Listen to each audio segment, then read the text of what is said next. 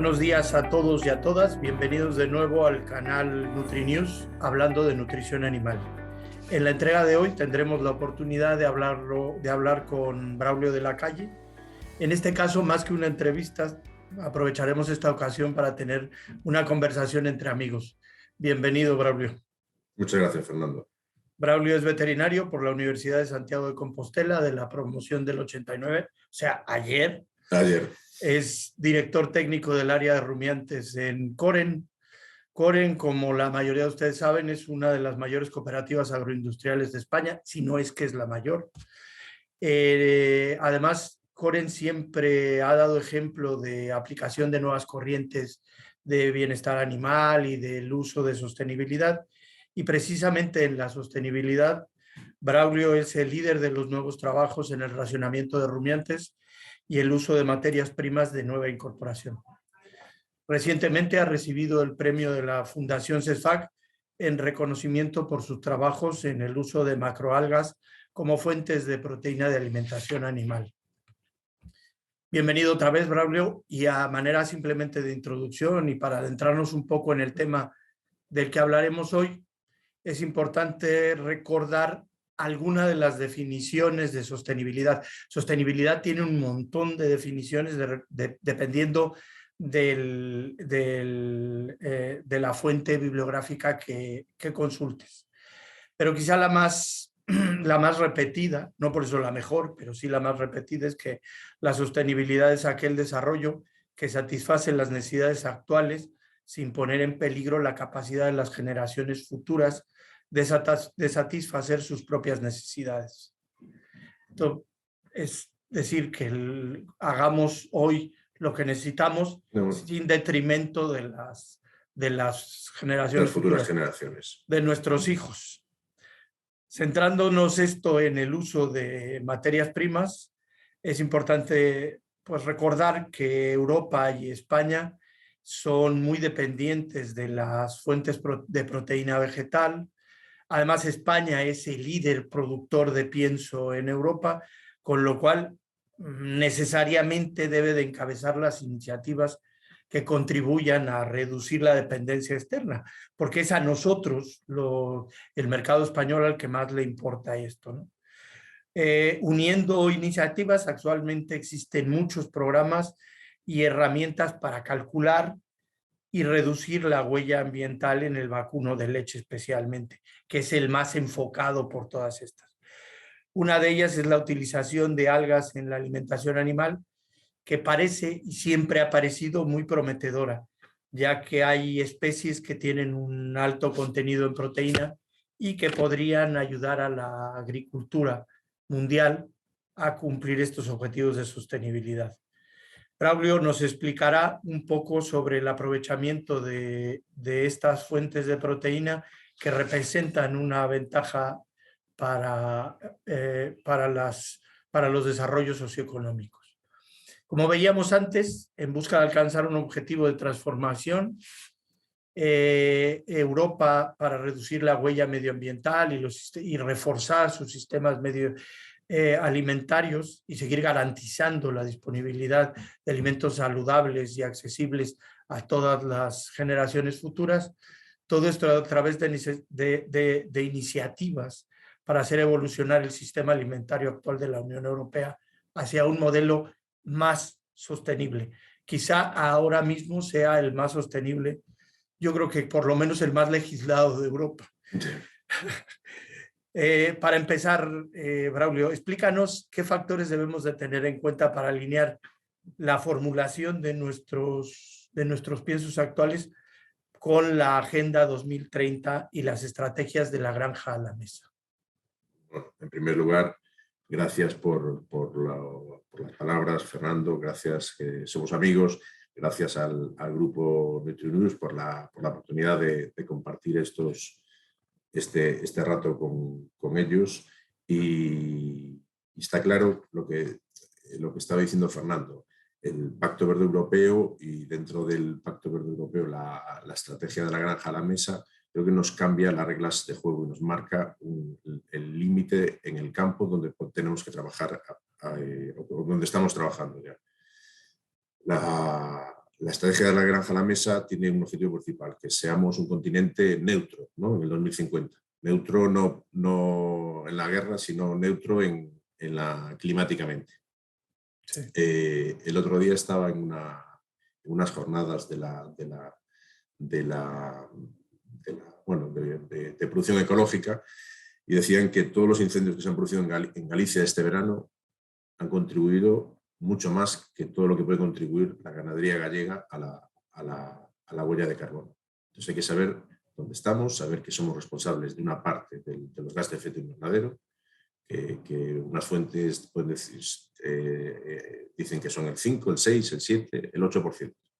Sabemos que somos responsables de eso y hay que decirlo, comunicarlo y ajustarnos a las reglas de juego. Que las reglas de juego nos dicen que tenemos que gestionar ese 8% y reducirlo. La estrategia de la granja a la mesa nos dice también que produzcamos alimentos saludables, que ya lo estábamos haciendo de siempre. La historia es que estas cosas las estábamos haciendo siempre. Y ahora nos dicen, no, es que sí, pero es que ya lo hacía. Alimentos saludables, libres de antibióticos. Por supuesto que lo estábamos haciendo. Toda esta serie de cosas que estábamos haciendo y ahora nos lo están poniendo en un papel. Entonces, bueno, me refiero que hay que ajustarse y hay que empezar a valorar con criterios de sostenibilidad, empezar a trabajar con criterios de sostenibilidad. Hay que saber cuánta huella de carbono arrastramos aguas arriba o aguas abajo de una granja de leche. Es decir, la huella de carbono que dicen alcance 1 y alcance 2, que son las emisiones directas de la granja, y alcance 3, lo que viene de atrás y lo que viene hacia arriba. Y tenemos que ser capaces de trabajar con esos conceptos y con tal, porque la distribución, la gran distribución, se lo está pidiendo a nuestros clientes y a nuestros productores. Sí, sí. Pues yo creo que una de las preguntas que nos hacemos la gente que estamos trabajando mucho en el campo, Braulio, es la parte teórica la tenemos un poco clara, como digamos un poco más clara, pero lo que es la parte ya cayendo, como diría Carlos de Blas, hay que ponerle numerito a las cosas. Entonces, ¿cómo medir la sostenibilidad en términos de producción de leche? ¿Cómo la mides? ¿Qué haces?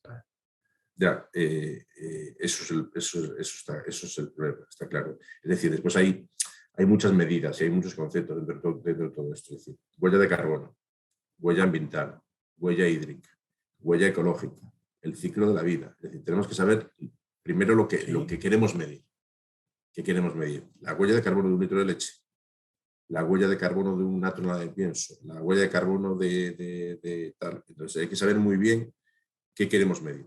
A partir de ahí tenemos, es decir, tú lo sabes mejor que yo, Fernando, todas las tablas que estamos empezando a trabajar, las tablas de la asociación GLFI y todo esto, te dicen que una tonelada de maíz que traes de fuera de Europa, de Sudamérica o de Canadá, que arrastra una tonelada de CO2 por tonelada de producto, y una de España es la mitad, más o menos. Entonces esas cosas son las que tenemos que empezar. ¿Qué pasa?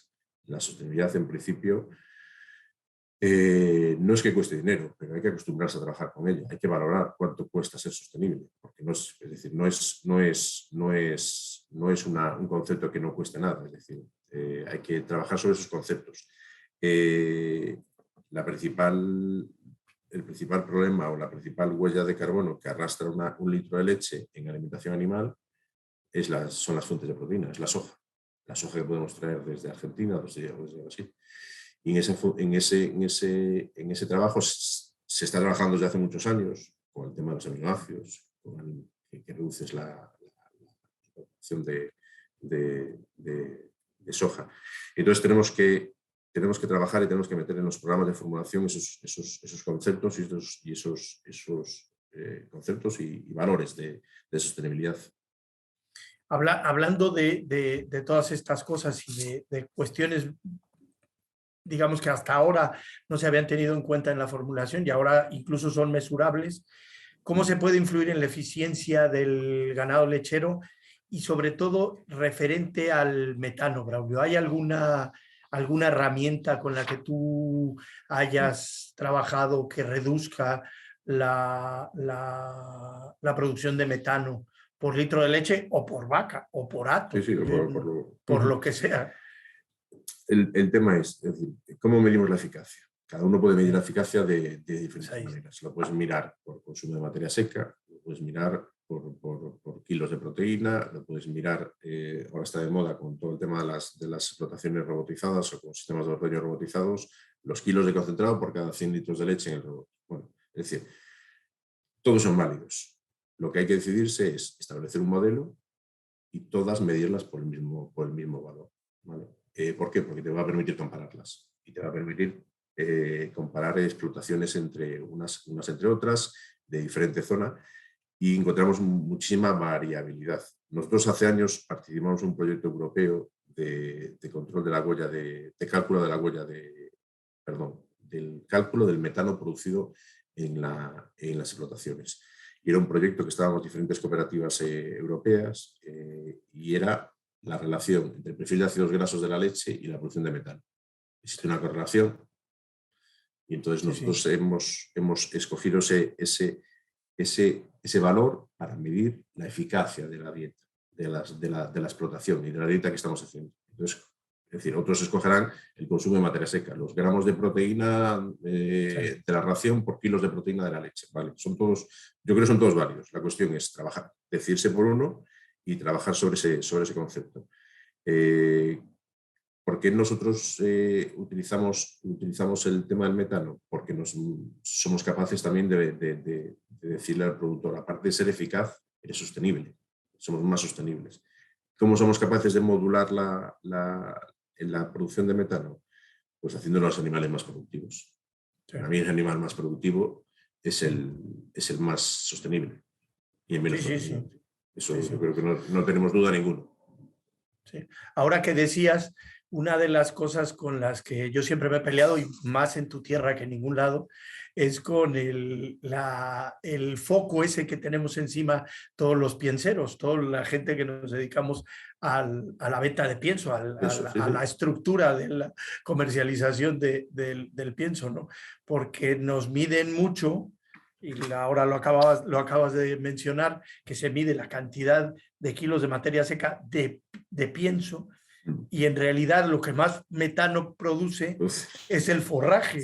Con lo cual, no sé, estamos haciendo cosas un poco, digamos que es mucho más fácil medir la cantidad de kilos de pienso, y yo creo que por eso se hace. Sí, está claro. Oye, ¿y qué estrategias podemos implementar para mejorar la eficiencia productiva? ¿Tú crees que, por ejemplo, bajar los niveles de proteína de las dietas, o qué tipos de estrategias estás tú utilizando en el día a día? Sí, bueno, yo creo que ahí es un popurrí de decisiones o de aspectos que se pueden trabajar. Yo creo que es importantísimo primero definir un modelo de trabajo y de toma de decisiones y tener claro cuál es el camino. Bueno, a partir de ahí, es decir, nosotros desde los servicios técnicos, sean veterinarios, sean ingenieros, sea lo que sea, podemos influir primero en el asesoramiento a nivel de mejora genética. Es decir, hay estudios que quieren meter el metano o quieren en control lecheros, ¿cómo decir? Meter la heredabilidad de la producción de metano en individuos. Es decir, esta vaca va a producir menos metano por genética. En líneas familiares, es decir, oye, esta línea familiar de estas vacas producen menos metano, vamos a seguir con ellas. Como cuando se hizo con el nivel de proteína en leche, se dijo, bueno, la línea europea parece ser que las familias europeas son las que más leche producen. Sí, es buena idea. Esto por ahí se está trabajando. Después en el tema de las instalaciones. Y después hay dos cosas donde nosotros podemos trabajar, que es la alimentación de precisión, es decir, hoy con los sistemas de ordeño robotizados que podemos administrar el pienso en el robot de ordeño, eso es una ventaja muy grande que tenemos hoy. Es decir, trabajar en la alimentación de precisión, sea con concentrados o con otro tipo de productos, y después el manejo de la nutrición. Es decir, lo de lotearlos, lo que una serie de cosas que son obvias, pero que hay que escribirlas y hay que desarrollarlas y decirlas, sobre todo escribirlas, porque son cosas obvias que todos los días sabemos que si las vacas están loteadas van a producir menos metano, porque es decir, Sí, porque ajustas más la dieta, ajustas claro. más, me refiero, es Sí, decir, sí, sí, sí. precisas más. Entonces todas esas cosas hay que escribirlas porque realmente son cosas que ya estábamos haciendo. Y ahora nos dicen, no, es que tengo que hacer esto, es que yo ya lo estaba haciendo, yo ya soy sostenible, soy Sí, yo sí. mucho más sostenible que nuestro sector, que otros sectores. Entonces, bueno. Oye, y hablando de materias primas alternativas, porque Uh-huh. todo esto tiene que ver también con el gasto del ganadero, ¿qué otras fuentes alternativas de proteína se están utilizando además de la soja y qué criterios hay que tener para aplicarlas en producción? Te pongo un ejemplo, la colza, que es la que, digamos, la más común, la torta de colza, que es la más común. La torta de colza yo no estoy muy seguro que directamente kilo a kilo sea más eficiente que la soja. Es más, yo creo que no, porque tiene un nivel de fibra más alto, porque no tiene el valor energético tan alto como tiene la soja, por un montón de cosas. Sí, sí. Entonces, mi pregunta es, ¿qué debemos hacer, o sea, para aplicarlo en la producción? Yo creo que es la combinación de varias materias primas. Es decir, lo que tenemos que primero, a la hora de valorar, es decir, nos están diciendo que tenemos que reducir la huella de carbono y que tenemos que trabajar con materias primas de proximidad o de cercanía. El problema de las materias primas de cercanía es, primero, la disponibilidad que podemos tener. Es decir, son materias primas estacionales. Es decir, no es tanto, muchas no están todo el año. Después la cantidad que podemos tener de esa materia prima. Es decir, si tenemos unos kilos y no tiene ningún sentido. Es decir, hay materias primas muy buenas, pero hay poca cantidad. Después la sostenibilidad de esa materia prima. Es decir, si tengo una materia prima, pero tengo que meter en el medio un proceso industrial brutal, no tiene ningún sentido. Al final son habas por habas, son peras por peras.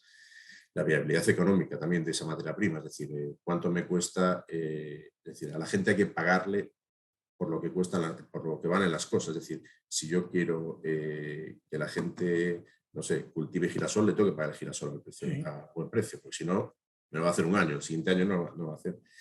Y después, el problema de las materias primas es de proximidad muchas veces es los valores nutricionales.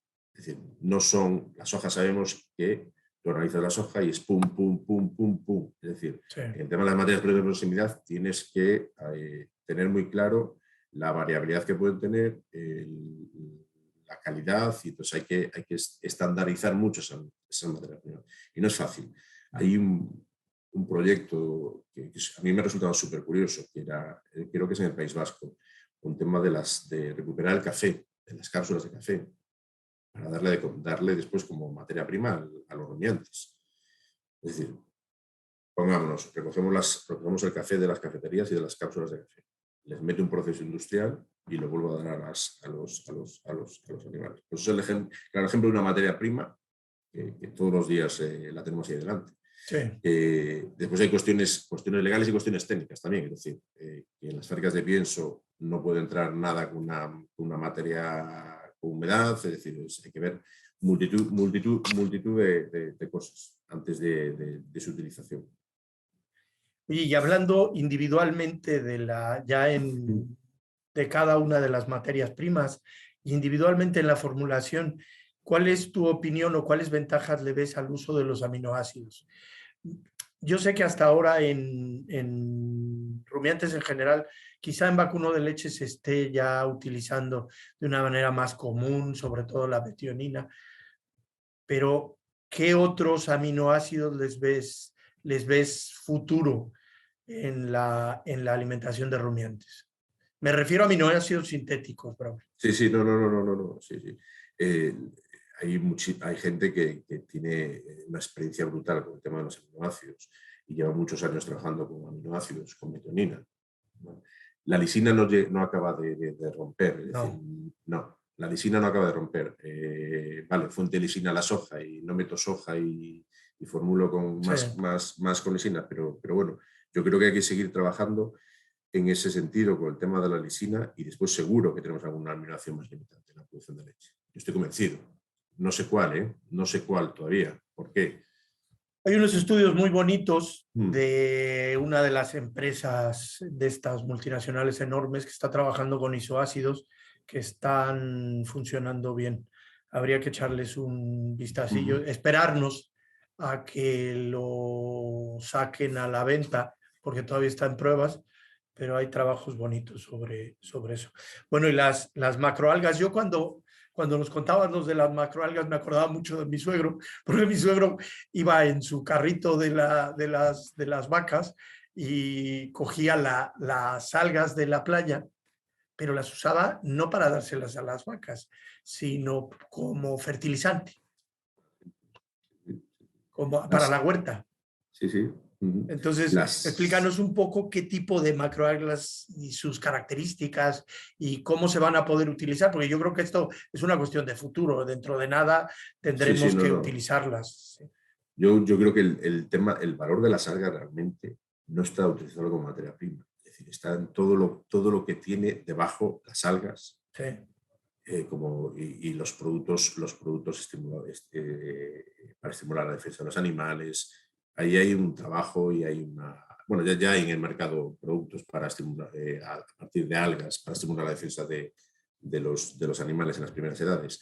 El tema de las macroalgas realmente es un tema apasionante. Yo creo que es un tema que ha venido para quedarse, como dices, y que tiene un desarrollo brutal. Y sobre todo en zonas como puede ser Galicia, la cornisa cantábrica, el norte de Portugal, donde ves las costas que están llenas y llenas de algas. Sí, sí. Sean algas es decir, nosotros realmente estamos trabajando, es decir, no estamos cultivando algas. Es decir, al final tú lo que estás cultivando, las algas ponle que es una pradera, un trébol o lo que quieras. Entonces, el siguiente paso yo creo es el cultivo de las algas de manera semi-industrial en las bateas o en piscinas o en lo que sea. Bateas como las de los mejillones. Sí, sí, sí, Colgar sí. una cuerda, poner algas, recolectarlas, lavarlas, procesarlas, sacarle una parte que va a ir no digo alimentación animal, sino va a ir a alimentación humana. Yo creo que una parte va a ir y nosotros quedarnos con la parte grosera de las algas como fuente de proteína, como una materia prima, materia prima normal. Todos hablamos de algas y tenemos la imagen de la playa llena de algas, un día de marea, y eso realmente son esas algas las que estamos utilizando. Es decir, Sí. son algas que están, la lechuga de mar, la ulva, que es la que se ve en las playas, la laminaria, que es esta larga con tal, son las que estamos utilizando. ¿Cuál es la ventaja que estamos utilizando? Estamos utilizando un producto que es una mezcla de varias algas y que tenemos estabilizado el valor nutritivo. Sabemos que el producto final tiene los valores que tiene, porque hay un problema con las algas.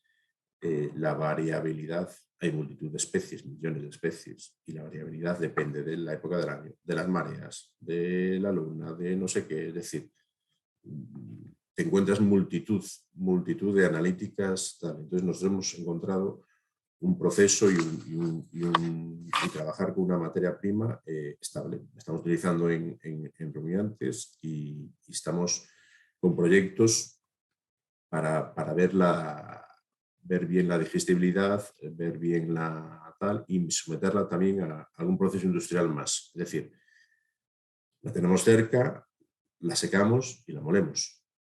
Es lo que hacemos. Sí, sí. Pues, queremos recogerla o sembrarla, lavarla, meter un proceso industrial en el medio y molerla.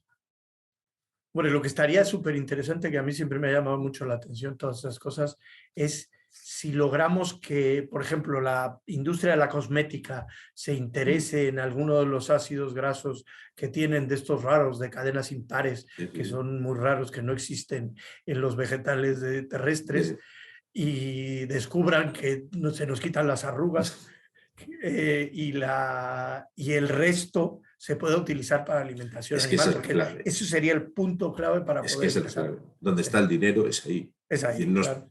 es ahí, ¿no? Es en la industria farmacéutica y en la industria para alimentación humana Sí, y antioxidantes y sí, todas sí, estas sí, sí. cosas. El dinero está ahí y es Y donde está el desarrollo.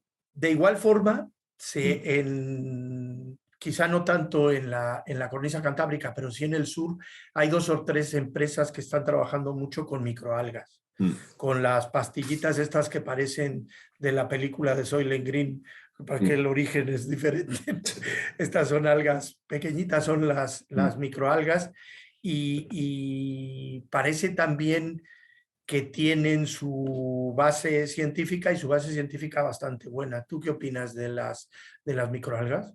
Sí, sí, no, es otro campo apasionante. Es decir, pero yo creo que el tema de las microalgas yo lo veo más como pimentantes, como aditivos, más que como una materia prima, vale, una materia prima en sí para estudiar. Es decir, seguro que tienen, yo lo que he leído, tienen un perfil de aminoácidos espectacular, que lo ves y dices, raro, yo lo quiero, muy raro, y dices, con unos niveles que lo ves y dices, no, yo quiero esto. ¿Qué pasa? El coste que tienen y no es hoy todavía asumible. Pero bueno, me refiero, hace un mes hubo un congreso en Oporto de la ¿cómo se llama? ¿Cómo se llama? Escuela de Ciencia Animal Europea, creo que es. Sí. Sí, bueno. 800 charlas de 15 minutos. Temas a tratar: insectos, lo que están haciendo las universidades, insectos, microalgas, algas, bueno, pero bueno, como fuentes alternativas al uso de proteínas, sí, a todo esto. Había trabajos de las microalgas en terneras de recría como estimuladores de la inmunidad, y como estimuladores de la inmunidad también en vacas secas, para estimular la producción de hemoglobinas en el calostro. Muy interesante. Y eran todos positivos, bueno, digamos todos. Sí, bueno. La mayoría le salían cosas positivas. Bueno, tenemos otro campo ahí bastante a utilizar. Oye, a mí siempre me ha llamado la atención todo lo que tiene que ver con la parte de los subproductos, y un subproducto que en muchas fábricas y en muchos lugares está muy denostado, yo no sé por qué, es la melaza. Y ahora mismo hay bastantes estudios sobre el tema de la melaza. Sobre todo, ¿cómo podemos aprovechar al máximo el soluble de melaza condensado? Que parece ser uno de los caminos que tiene gente que está produciendo la melaza. Bueno, la melaza tiene un precio ahora que es una realidad. Sí. Bueno, ahora todo. Ahora todo, pero bueno, la melaza realmente. Sí. Pero bueno, me refiero que después materias primas líquidas a las fábricas de pienso nos dan ventajas tecnológicas. Sí, es cierto. Tenemos pocas y tenemos que trabajar con ellas. Hay que trabajar con los aminoácidos líquidos, hay que trabajar con melazas, hay que trabajar con productos líquidos. ¿Por qué? Porque le dan una consistencia, iba a decir palatabilidad a nuestros productos diferente. Es decir, muchas veces tenemos problemas de materia seca, o mucha o poca, y con toda esta serie de productos líquidos puedes trabajar. A mayores de eso, si es un producto que yo considero de cercanía, es decir, cercanía para mí es Castilla-León, y a partir de ahí tiene un valor nutritivo que te permite trabajar en ciertos tipos de pienso con una materia prima. Es una materia prima fácil de transportar, me refiero, y en ese sentido nos permite trabajar, y después estable en el precio. Porque hay una producción, yo creo que hay una producción estable y no pega mucha variación de precios a la hora. ¿Y mezclarla con la vinaza? A pesar de su alto contenido en potasio. Sí, nosotros hemos probado y hemos hecho cosas con todo esto, y en cierto tipo de producciones sí que entra. Mira, ayer hablábamos justamente sobre el nivel de inclusión de potasio, y esta sería una materia prima a tener en cuenta. Sí. Con la entrada. Se ha trabajado mucho con el tema del potasio para subir la grasa y historia. Bueno, sí, y consumo. Yo sé que en terneros, en entradas de terneros, una solución a los problemas de consumo, que es realmente el problema más grave en las entradas de pastero a los cebaderos, era incrementar los niveles de potasio. Bueno, seguimos hablando sobre proteína, que es lo que más nos afecta, porque es lo que más está, curiosamente, no sé, no sé si te haya pasado a ti, curiosamente con el tiempo yo me he dado cuenta que la formulación en Europa, el precio de la formulación en Europa depende más de la energía que de la proteína. Sí. Y sin embargo, todos tenemos muy metidos en la cabeza el problema de los proteicos. ¿A ti te pasa también? Sí, sí, sí, sí, no, no, eso claro, claro que pasa.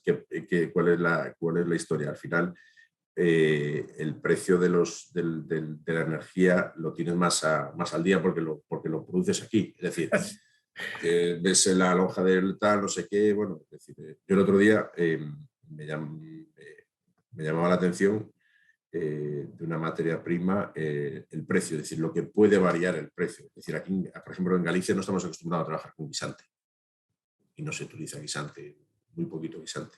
En otros sitios de España se utiliza Sí, guisante. sí, sí, Y el sí, guisante sí, es una materia prima espectacular. Es decir, sí. aquí, bueno, La zona de Tarragona, toda la gente utiliza claro, guisante casi todo el año. Sí. y bueno, y es la otra parte, es decir, hay que incentivar el cultivo de proteaginosas. El guisante yo creo es una de las piezas claves que se puede dar, porque sí.